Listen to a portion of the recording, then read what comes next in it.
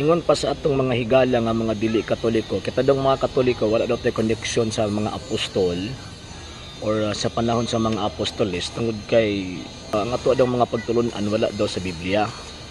Pero ang problema kining moong mga tawhana nagasulti, nagapamulong og mga butang sila ra po'y nakasabot sa ilahang magipamulong. Nganuman kay ang pagmingon sila og dili nakasulat or wala nagabase sa balaang kasulatan, ang naa sa ilang unahon na letra por letra.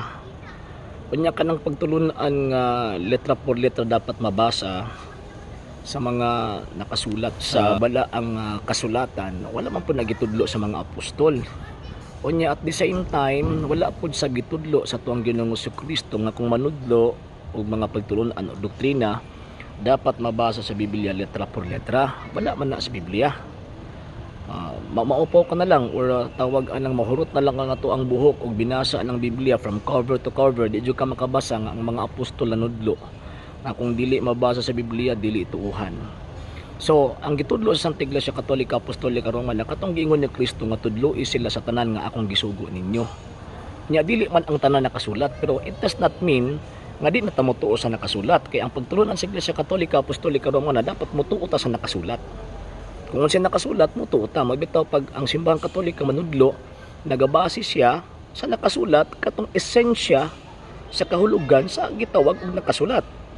And at the same time, ang iyan nalang himuon is maghimo og tawag ining formula kay para mas daling masabtan ang gitudlo nga pagtulunan nga nakasulat sa balaang kasulatan.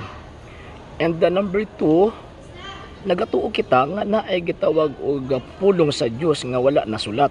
Ug kana nga termino nga gituuhan sa Iglesia Katolika mao nang word or term nga tradisyon. So lang tradisyon, it is a thing, it is a teaching handed down from one generation to another generation.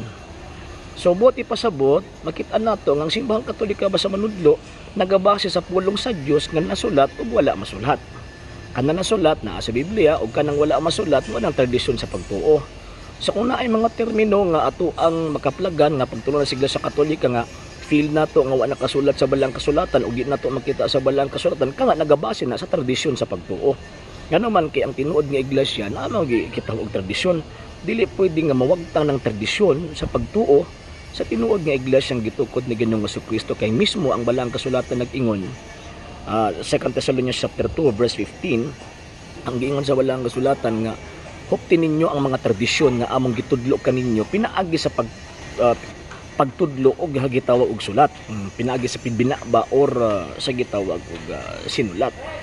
So mana kami mga Katoliko, itong mga Katoliko bisan pagkapila sa lambiingon nga atong pagtulon wala sa Biblia, huna lagi intaw na nila. Ngano man tungod sa hinungdan ang simbahang Katolika nabuhi og nag-exist for almost 2,000 years nga ang pagtulunan ingon ana.